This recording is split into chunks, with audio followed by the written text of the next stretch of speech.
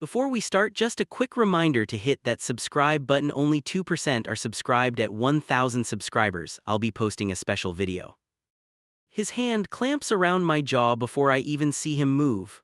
My teeth smash together and I bite my tongue. He jerks my head up so fast my neck pulls tight. Air catches in my throat and everything inside me just locks. My name is Maya and I'm 29, and this is the moment my brain rewinds to at 3 in the morning. Back then I told myself he was just overwhelmed, that I had pushed one button too many. I was already more scared of his anger than his fingers on my face. Look at me, his voice hits harder than his grip. His thumb presses under my ear until something burns. I try to twist away and my shoulders slam the cabinet behind me. He tilts my chin higher until my jaw feels wrong and I cannot look anywhere else.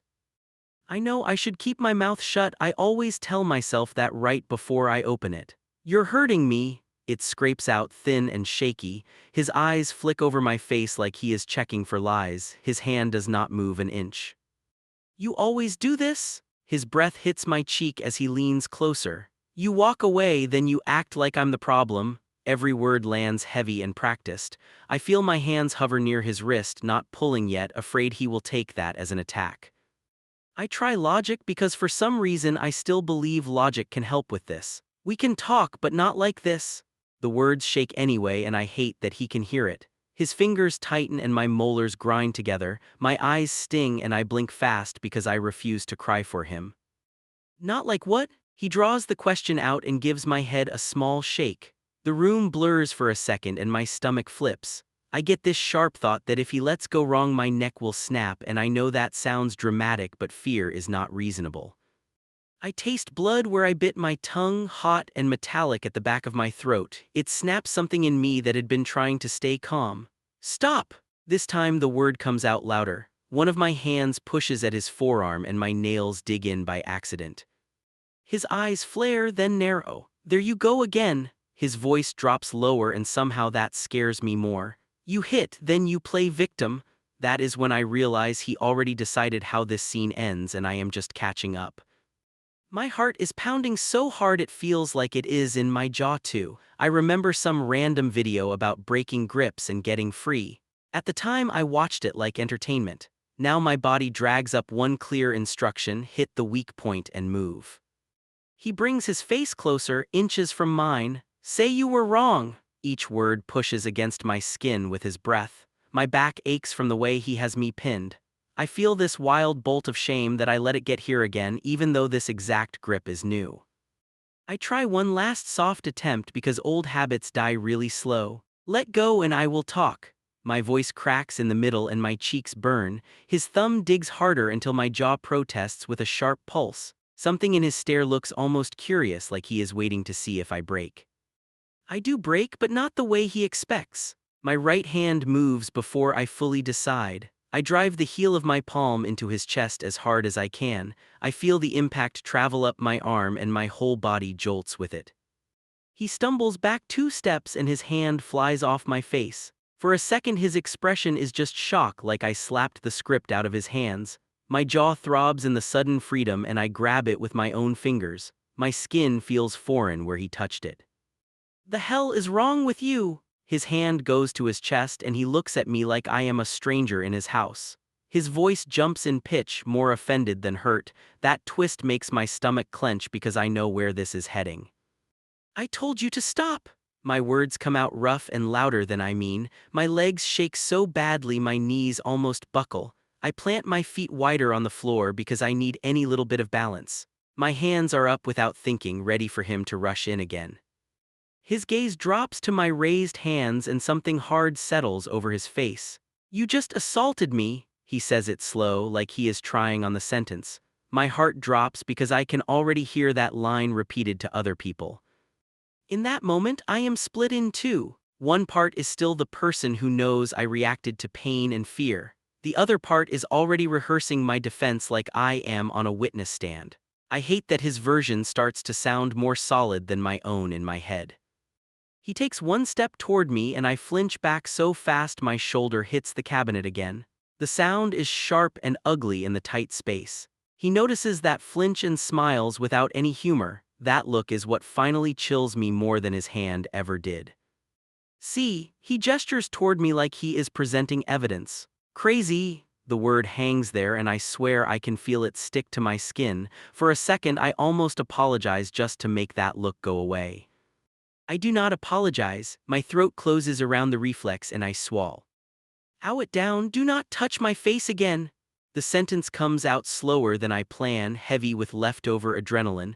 I cannot tell if my voice sounds strong or broken and that uncertainty scares me more than I admit. He stares at me like he is measuring something that only he sees. My jaw is throbbing in waves, each pulse hammering the memory in deeper. Later I will replay this moment 1,000 times and ask myself why I did not walk out right then. While he still looked surprised, I fought back. His palm smashes into the cabinet inches from my arm. The door shakes and the sound punches through my chest. I jerk sideways and hit the counter edge with my hip. For a second I think he aimed for my face again. My body gets there before my brain does. You put your hands on me? His voice comes out too high then drops fast. He rubs the spot on his chest where I shoved him. A faint red mark is already showing under his fingers. He looks at it like proof in a case. My stomach knots because I know what he can do with that. I pushed you off? My throat feels shredded but the words still come. My tongue still stings where I bit it earlier and I taste iron again. I keep my arms close now, elbows in, palms open. I do not want to give him more material. He laughs once, a short, ugly sound. You attacked me. He points at his chest, then at me. You lost control and you know it. His eyes are brighter now, almost excited. That is the part that really freaks me out. I try to walk toward the doorway and he shifts 2 steps left. He places himself right in front of the exit without even looking at it. I pretend I was just moving around him, not trying to leave. My pulse jumps anyway, loud in my ears. You are not walking away from this. He plants his feet wider and folds his arms. His body fills the space and I remember exactly how his fingers dug into my jaw. I swallow hard and my neck aches in the same place. I hate how fast my feet go still. We need space. I take a breath that feels too shallow. Both of us are hot right now. My voice sounds thin like it belongs to someone stuck on a customer service call. He tilts his head and studies me like I am pulling a trick. You love twisting things. He gestures toward the kitchen behind me. You just hit me and now you are the calm one. His lip curls a little on the last word. I can feel my own temper wanting to spike again. I grip the counter behind me instead. For a moment he looks away and I catch the tiniest break. His gaze drops to the floor like he is doing the math on the evening. When he looks up again, his whole vibe has shifted. The outrage melts into something smoother. I should have walked out during that gap. Listen, he exhales slowly and lowers his shoulders. I am trying to have a normal conversation here. He holds out one hand, palm up, like he is the reasonable one now. The sudden softness makes my skin crawl more than the yelling. If you want normal, you cannot grab my face. The sentence comes out steadier than I feel. My fingers tremble against the counter edge. My jaw throbs with each word. I keep my eyes on his chest instead of his expression, which feels like its own risk. There you go again. He gives a short, disbelieving laugh. You act like I am some monster when you are the one who snapped. The word snapped lands heavy between us. I feel it stick to the air, waiting to be used later. I feel this weird disconnect, like I am both in my body and a few steps above it. I watch his mouth, the way he shapes each line. Each sentence sounds just clean enough to repeat. I hate that I notice that. I hate that it feels practiced. He reaches toward the counter where my phone sits. I move at the same time, but he is quicker. His fingers close around it and he lifts it out of reach. You are not calling anyone to play victim. He taps the screen awake and my chest tightens. Give it back. My voice hits a lower register I do not usually use. I step forward and he lifts the phone higher with a little smirk. The familiarity in that smirk guts me. We have done this dance with smaller things, never when I was this shaken. I just want to prove a point. He turns the phone so he can see himself. He pulls his collar aside and angles the screen toward his chest. Look at that. A faint blotch is there already, right where my palm landed. He rotates the phone slightly and my reflection catches the edge of the screen. My jaw looks swollen on one side, pink and puffy. The outline of his fingers is ghosted along the skin, my stomach lurches, now we both have marks. Imagine what this would look like to someone else. His tone is casual, almost light. You shove me, I have this. He taps the mark. You have your thing. He flicks his eyes toward my face like my bruise is an accessory. I know exactly what he is implying. Cops, friends, neighbors who might have heard the cabinet crash. My mind races ahead to some stranger trying to decide who started what. I can already see him recreating the shove and leaving out the jaw. We can just stop here. My voice comes out quieter. We can cool down in different rooms.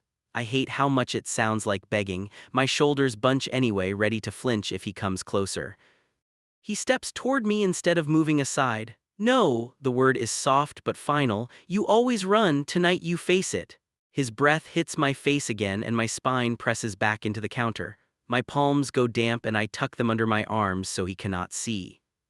You want me to say I attacked you? It is not even a question, it drops between us like a weight. His expression barely shifts, which tells me enough. Something in my chest cracks a little at that. You did. He leans in just enough to crowd. You put your hands on me in anger. He raises his voice on anger like he is highlighting a term in a contract. That is not love, Maya. The way he uses the word love here makes me want to spit. For a second the room feels too small. My eyes dart to the doorway again. He notices and a cold little smile appears. Door stays shut until we fix this. He nods at the floor like he has laid down a reasonable rule. I realize I am trapped in this debate until he is satisfied, and his version of satisfied keeps getting further away.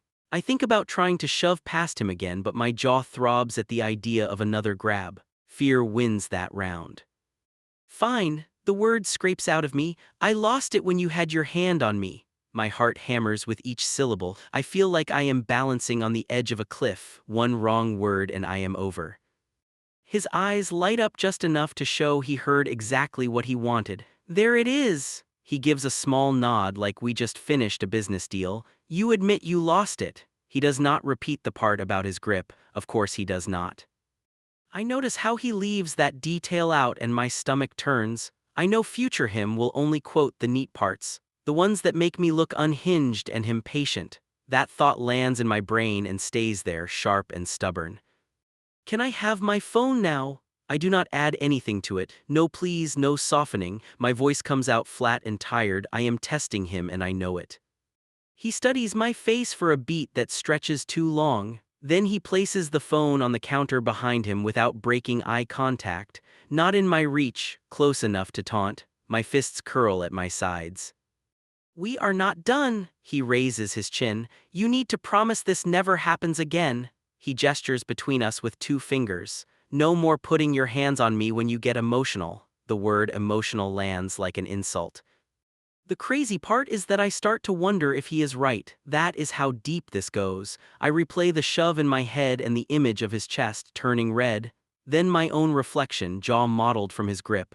The 2 pictures sit side by side and I feel dizzy. I will not let it get here again.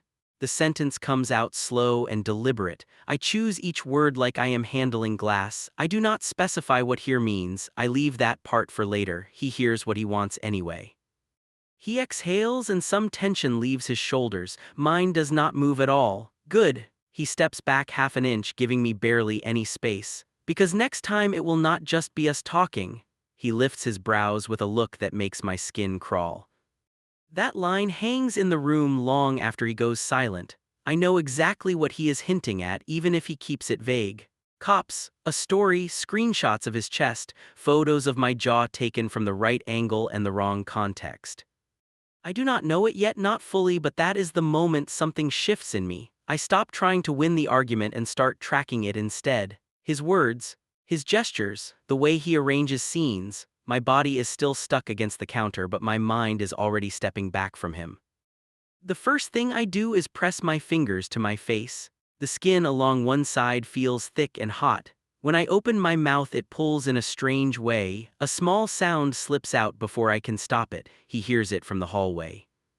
You bruised yourself up pretty good. His voice drifts in like this is a joke. He leans on the doorframe and watches me test my jaw in the mirror. I catch his reflection over my shoulder and freeze. My hand falls away from my cheek. I expect him to look guilty or at least unsure. He looks annoyed. You realize if anyone sees that they will think I did it. He gestures toward my face with his chin, saying it out loud like that makes my chest tighten. I stare at the swelling for one more second. There is a faint outline where his fingers were, like a ghost sketch. You did. The words come out soft, almost flat. My pulse jumps anyway. I watch his expression for the tiniest flicker. He laughs, short and sharp. You are unbelievable. He rubs his forehead as if I am a headache. You threw yourself into the cabinet after shoving me. That is on you. He says it slow, each sentence N. Eden polished. That part really gets under my skin, the confidence, like the story is already edited and ready to send somewhere. I hit the cabinet because you had me pinned. My voice rises and scrapes at the edges. I sound less certain than I feel, which is not helping. He walks into the bathroom, too close again. This time he does not touch me. He studies the bruise from a new angle like he is inspecting damage on a car. You need to be more careful when you lose it like that. His tone is almost bored. I feel my throat burn. I reacted because you grabbed me. I hear the repeat and hate it. It sounds weak, like I am whining. Inside my head I am yelling. Outside my voice shakes, and that is what wins. He tilts his head. You mean when I tried to get you to talk? He lifts both eyebrows as if he is clarifying a small detail. You really might want to work on how you remember things. That line lands and stays there. I feel it sink in deeper than I want to admit. Later, in the kitchen, he hands me a mug. His movements are calm, almost routine. We are still going to dinner with them tonight. He does not look up while he talks. I am not canceling because you decided to start a fight. My stomach tightens. I had forgotten about the plans. I am not showing up like this. I touch my cheek again without thinking. It hurts with just that light contact. The idea of strangers staring at it makes my skin itch. He finally looks straight at me. You can put makeup on it, he shrugs. Or you can tell them you bumped into a cabinet while you were freaking out. The way he slides that line in makes me dizzy. He says it like it is some funny story we can share. I know if I refuse to go, that becomes its own weapon later. You skipped dinner and ruined everything. You made it weird with my friends. I can already hear those complaints, so I stand there stuck, feeling cornered by a future version of him. What are you going to tell them? I ask it too fast. He smiles a little, like we are in on something together. That smile makes my hands curl around the mug tighter. Warm ceramic digs into my palms. I am going to say you got worked up and slipped. He spreads his hands like he is offering a neutral option, because that is technically true. He stresses technically and watches for my reaction. He loves these loopholes. It hits me that he has already run this script in his head. Long before I opened my eyes this morning, while I was still trying not to move my jaw, he was probably drafting lines. That thought makes my chest feel heavy. I do not want them thinking I am out of control. The irony of that sentence almost makes me laugh. Almost. Instead, I stare at the grain of the table and breathe through my teeth. I sound like I am negotiating a work email, not my own life. They already know about your moods. He pulls his phone out and taps the screen. They worry about you. He says it lightly, like he is sharing a kind concern. It lands on me like a shove. What have you told them is all I can think. He turns the screen toward me just enough that I see a group chat name. My heart slams once hard. I do not catch the words, just my own name in a bubble and a block of text beside it. My eyes snap up to his face. Relax, he angles the phone back. I vent sometimes, people get it. His thumb moves over the screen, scrolling. They were worried about me last night when you snapped. The way he says worried about me makes my chest ache. He walks away while I stand there frozen. That is the thing I remember later. How casual the whole move was. Show a hint, pull it back, keep me guessing about what version of me lives in other people's phones. By the time we are getting ready to leave that evening, the swelling has shifted. Makeup dulls the worst of it, but not all. When I talk, the skin pulls, reminding me every time I move my mouth, which feels fitting, honestly. In the car, he grips the wheel and runs through the script again. You tripped on the rug and hit the cabinet. He glances over. You were upset from our argument, but you are working on that in therapy. I do not even have a therapist, not yet. That part stings extra. You already told them that? My voice comes out low, not accusing, just tired. He gives a tight nod without looking away from the road. My hands press against my knees to stop them shaking. I am aware of every tiny movement of my jaw. They care about you. He reaches over and pats my leg once. They want you to get help before something worse happens. That line hangs there heavy. Worse how, worse for who? I do not ask. I am not sure I want the answer. When we walk into their place, I feel every eye drop to my face, then flick away. My heartbeat rushes into my ears again. One of them pulls me into a quick hug that brushes the sore side of my cheek. I flinch harder than I mean to. What happened? Her voice comes out bright but tight. She does not look at him when she asks, which is interesting. My mind jumps at that detail. I file it away without even deciding to. I was upset, got clumsy. The words taste sour as soon as I let them out. I feel him standing a little behind me, listening for any stray syllable. My chest tightens until it almost hurts. He laughs lightly from behind my shoulder. She scares the hell out of me when she gets going. His hand lands at the small of my back. It looks affectionate from the outside. It feels like a warning on my skin. They chuckle with him, but it is an uneven sound. One glances between us with a quick frown. The other changes the subject too fast. I notice every tiny twitch. My brain turns into a recording device even while my body just nods along. During dinner, he drops small comments in between stories, little things about me being intense or all or nothing. He does it with a smile, like fun teasing. I laugh along at first because that is what keeps the peace. After the third joke, the one with my name and the word unstable sitting in the same sentence, my throat closes. I stare at my plate and focus on cutting something into pieces. If I look up, I am afraid everything will spill out of me. You good? One of them touches my wrist under the table. The contact is brief, almost accidental. I jerk my hand back more from surprise than anything. She gives a quick searching look, then glances at him, then drops it. That tiny hesitation sticks with me later. On the drive home, he hums along with some song. He looks relaxed. His version of the evening went fine. There were laughs, there was alcohol, there were stories he can reference next time he wants to prove how unbalanced I am. I stare out the window and replay everything in my head, every joke, every sideways glance, every moment someone seemed to doubt then backed off. My jaw throbs with the rhythm of the engine. My hands stay folded in my lap.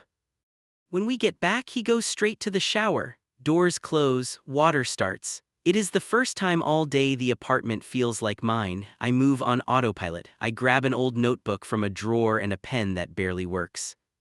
I sit at the table and open to a blank page. For a second my mind is empty, then the words start coming in small broken lines. Grabbed my face, blocked the door, said I attacked him. I do not write full sentences, I just list actions.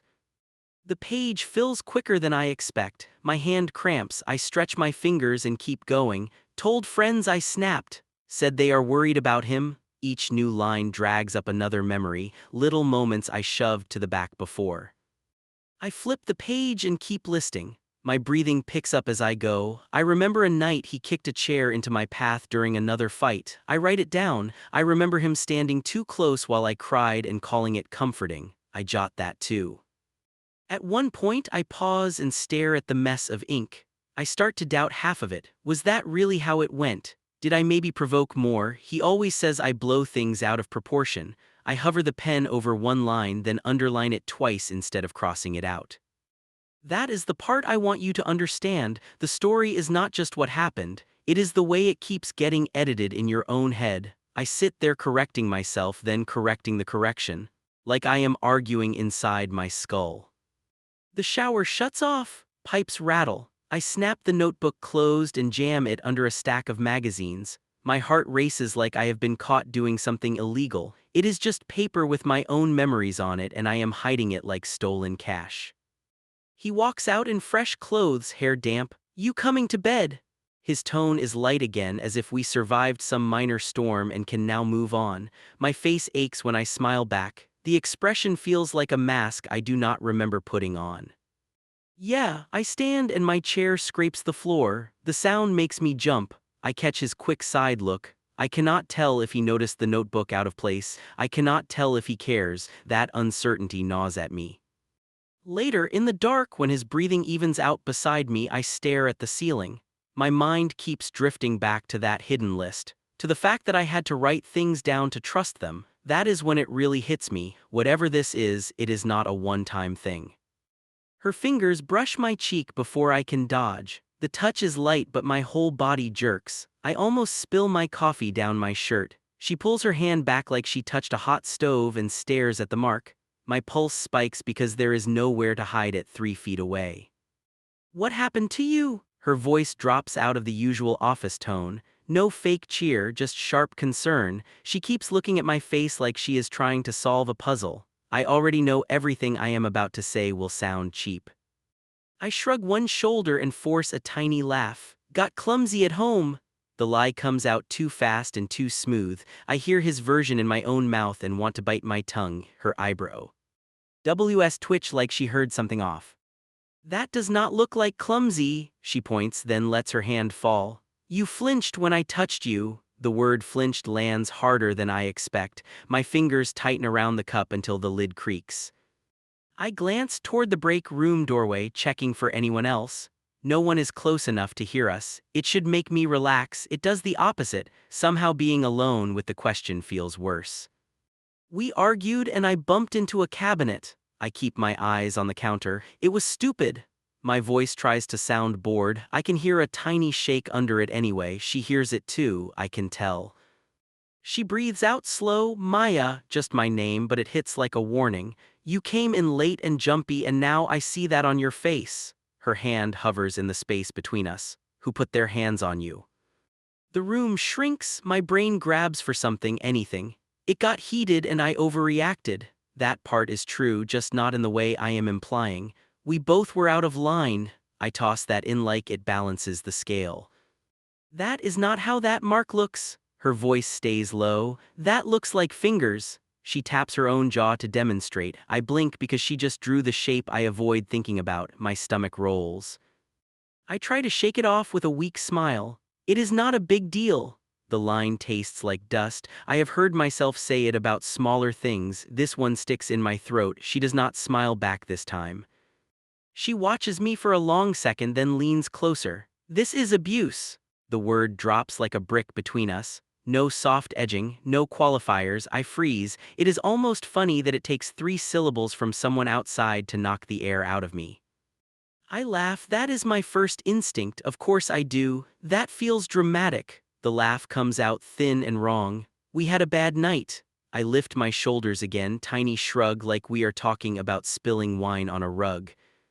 She does not join in. "If someone at a bar grabbed you like that, you would call it abuse." Her eyes do not leave mine. "Why is it different because you go home with him?" The question slices right through all my careful excuses. I open my mouth and nothing comes out. My brain starts throwing up pictures instead of words, his hand snapping up, the way he crowded the doorway, the look on his face when he realized I had pushed him off. None of it wants to fit into one sentence. "I pushed him," it finally tumbles out. "I put my hands on him too." There it is, the part that has been rotting in my chest. I drop my gaze to the floor like I just confessed a crime. She swears under her breath, quiet and rough. "Good." I look up fast because that is not the reaction I expected. "You defended yourself." Her jaw is tight now. "You know that is allowed, right?" The way she says allowed makes something wobble in me. My mind jumps straight to his words. "You attacked me, you lost control." I hear them on a loop. "I do not know." The truth slips out before I can dress it. "He says I went too far." My fingers pick at the edge of the cup lid. She studies me and her whole face softens in a way that makes my eyes sting. "That is what they say." The word "they" hangs there heavy. "They cross a line, then blame you for how you survive it." My throat tightens so hard I have to swallow twice. "I am not like those women." It comes out quick, shaky. "It is not that serious." I cannot believe I say it even as I hear the words. I always imagined I would be smarter than that. Turns out smart does not matter much when you are the one inside. She leans back a little, but her gaze does not let me off the hook. "If you told me this story about your sister, I would call the cops." Her voice stays calm. You are allowed to use that same standard on yourself. That line hits something sore and stubborn. I pull in a breath and feel my face stretch around the tender spot. Fresh pain flashes through my jaw. I need to get back to my desk. It is pure escape, I know it, she knows it, I still do it. She lets me go, but not fully. You do not look safe. Her voice follows me to the door. If you decide to leave him, you can call me. She taps her phone on the table once for emphasis. That last part echoes in my head all afternoon. At my desk, the screen blurs in front of me, emails stack up and I type nonsense in reply boxes. Finally, I give up and open a new tab instead. My fingers hover over the keyboard, shaking. Is it abuse if your partner grabs your face? That is what I type, full sentence, no jokes. I stare at the words for a second before hitting enter. It feels like crossing a line I cannot uncross. The results flood the screen, hotlines, articles, story after story with details that look too familiar. I click one then another, lines jump out. He said I made him do it. He told our friends I was unstable. My chest squeezes so tight I push my chair back. I close the browser then open it again 2 seconds later. I cannot look and I can. Ought not look, I start searching legal words this time. Self-defense, partner, domestic violence. My fingers trip over the keys, I backspace and try again. One state legal site breaks it down into points. Reasonable fear of harm, proportionate response. I read those phrases over and over. I picture his hand on my face and my palm slamming into his chest. My stomach churns. Was I proportional? I whisper it under my breath. If anyone walked by, they would think I was practicing a presentation. I am not. I am trying to build a case for my own survival in a cubicle. My phone buzzes on the desk and I jump. His name lights up the screen. You better not be telling people we fought. That is the whole text. No hello, no question mark, just that. My fingers go numb. I stare at the message so long the screen dims. When I finally type back, my answer is short. I am working. That is it. No emojis, no soft edges. My thumb hovers before I hit send. He reads it right away. 3 dots appear then vanish. I go back to the legal page, but all I see is his message burned into my vision. You better not be telling people. The timing is not magic. He just knows my patterns by now. That is almost worse. After work, I walk home slower than usual, stretched between dread and relief. Every noise behind me makes me turn. I half expect him to appear from nowhere, even though he is supposed to be at home already. My body does not trust any schedule anymore. Inside the apartment, the air feels heavy. I drop my bag and go straight to my hiding spot. The old notebook is still tucked where I left it. For a second, I just touch the cover, then I pull it out and flip to the messy list. I add new lines. Coworker saw my face, called it abuse. Looked scared for me. Each bullet makes the whole thing look less like drama and more like evidence. My heart pounds louder with every new word. When the page fills again, I stop and notice my handwriting is slanted and uneven. I used to like my neat notes. Now I care more that they exist at all. I tuck the notebook deeper under the stack and put something heavier on top. It is hiding, but it is also there. Back at my laptop, I search one more thing. How to leave an abusive relationship safely. I actually type the word this time. Abusive. It feels like admitting to a crime I did not commit. The search bar does not care. It spits out lists and plans. I skim through checklists, important documents, spare keys, cash stash, somewhere safe to go. My brain wants to argue with each step. Maybe this is overkill. Maybe he will calm down. My chest knows better. It tightens every time I picture his hand on my jaw. I start small. I take my ID, a card, and some folded bills from my usual wallet and slide them into an old makeup bag. I tuck that deep into the back of the closet behind clothes I never wear. It feels sneaky and pathetic and also like the only thing keeping me steady. Next, I open a note on my phone and type the coworker's number in twice, once under her name and once under something generic. I add call if it gets bad next to it, then I panic and delete that part. I settle for a plain label and trust my memory for the meaning. A new article catches my eye. What happens if police are called when both partners have injuries? I click before I can talk myself out of it. The words blur together, conflicting stories. Sometimes the victim gets arrested, sometimes both. My skin crawls. I walk to the bathroom and look at myself again. The discoloration along my cheek has spread and shifted. His mark looks older now, but still obvious. I lift my hand and cover it, then drop my hand and study the difference. I do not recognize the woman staring back. Back at the table, I pull up one more page about self-defense. You have the right to protect yourself from unlawful force. That sentence stares at me. I whisper it out loud just to hear how it sounds. The words feel stiff and foreign in my mouth. The front door lock clicks. My whole body seizes. For a second I forget to close anything on the screen. His keys jangle against the wood as he steps inside. I slam the laptop down so fast it rattles. My heart is beating so hard I feel it in my fingertips. Hey, his voice carries from the entryway, casual. You home? I drag in a breath and paste on a smile that does not reach my eyes. As I stand up, one thought hits me hard and clear through the noise. If he grabs my face again, I am not freezing this time.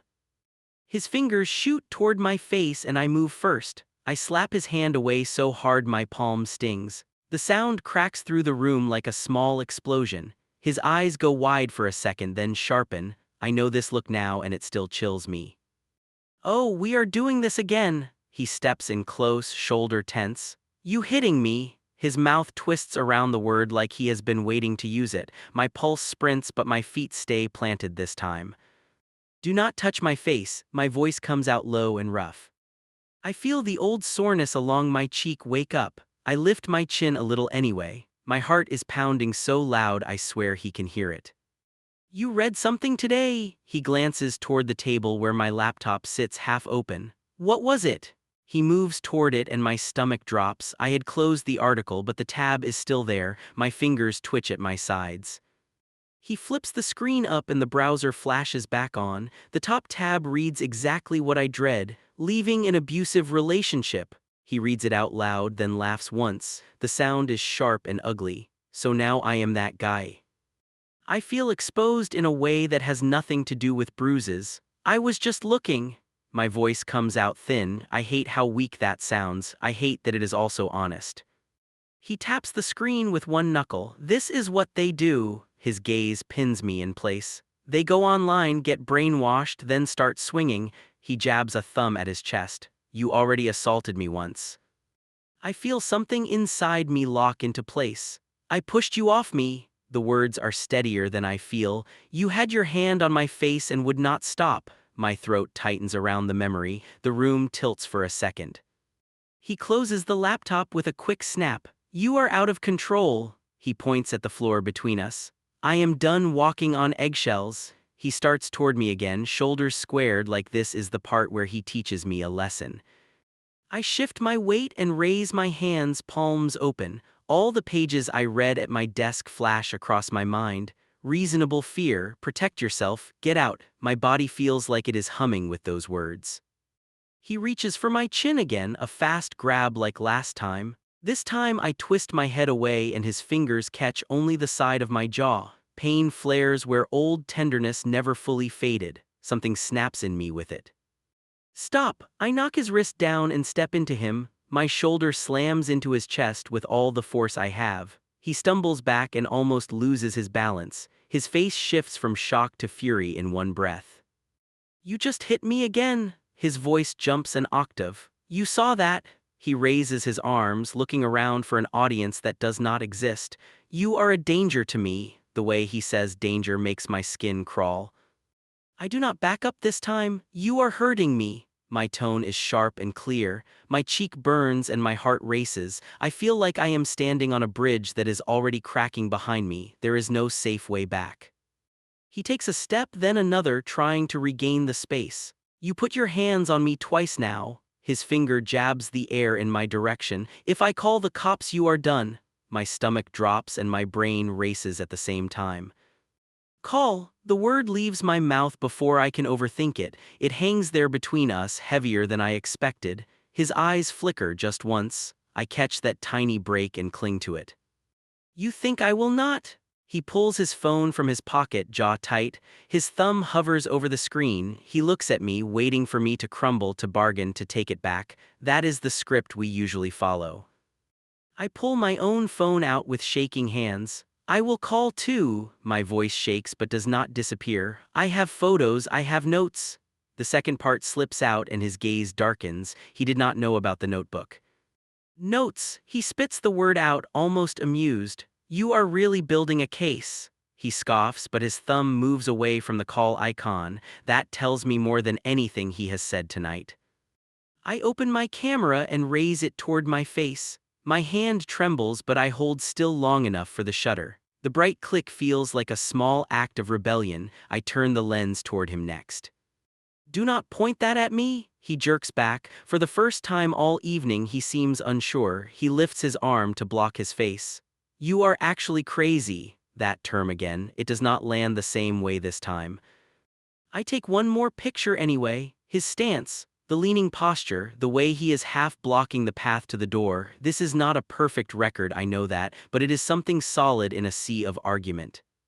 His shock shifts to cold anger. Get that out of my face.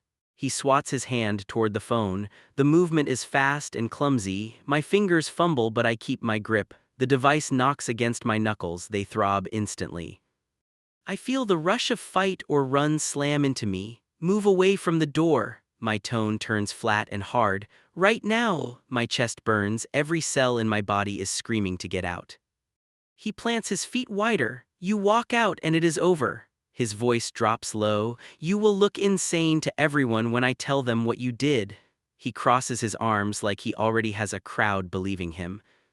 I believe me? The line comes out before I plan it. Simple, final. I surprise myself saying it out loud. My palms sweat and my legs feel weak, but I keep my eyes on his. We stand there in a silent standoff that stretches too long. I can hear my own heartbeat. I can hear distant traffic outside. I can hear my future in whichever way this moment breaks. He steps toward me again, slow. You are not going anywhere. His hand lifts halfway, like he might reach for my face again, or my arm, or my phone. I do not wait to see which. I pivot sideways and drive my shoulder into his ribs harder than before. It is not graceful, it is not pretty, it is effective. He staggers backward and bumps into the wall, wind knocked out of him for a second. That second is all I need. I grab my emergency pouch from the closet, the one I thought I might never use. It is right where I hid it. My fingers close around it like it is a lifeline. I stuff it in my bag with shaking hands. What are you doing? His voice comes from behind me, strained. I hear him push off the wall. You walk out and you are the abuser who ran. He throws the word like a rock. It hits, but not the way he wants. I snatch my notebook from under the stack on the table. The cover bends as I shove it into my bag. The pages inside scratch together. That sound settles something in me. This is my record, my version, my proof. I did not imagine any of it. He grabs for the strap of my bag as I swing it over my shoulder. His fingers latch on and yank. The weight pulls against my neck. For a split second I see myself losing this fight right here, tug of war over my own escape route. Let go. I twist the strap and jerk it free with a sharp pull. He loses his grip and stumbles forward a step. His hand closes on air. The surprise on his face is almost childish. It would be funny if I were not terrified. You are throwing everything away. His voice cracks on everything. Over one argument. He spreads his arms wide like he is talking to a jury. Think about how this looks. He keeps circling back to appearances, and that tells its own story. I yank open the door. The hallway air hits my face and my eyes sting. I have been thinking about how it looks. My voice comes out hoarse. That is why I am leaving. My hand tightens on the key as I step over the threshold. If you walk out, do not come back. His tone turns icy. You are dead to me. People throw that phrase around in movies. Hearing it directed at you from 6 feet away feels different, heavy, final, weirdly freeing. I hope so. I do not turn around when I answer. I cannot. If I see his face, I might hesitate. My steps carry me down the hall faster than I expect. My knees feel like someone else's, shaky and determined. In the elevator, my hands start shaking so hard I have to tuck them under my arms.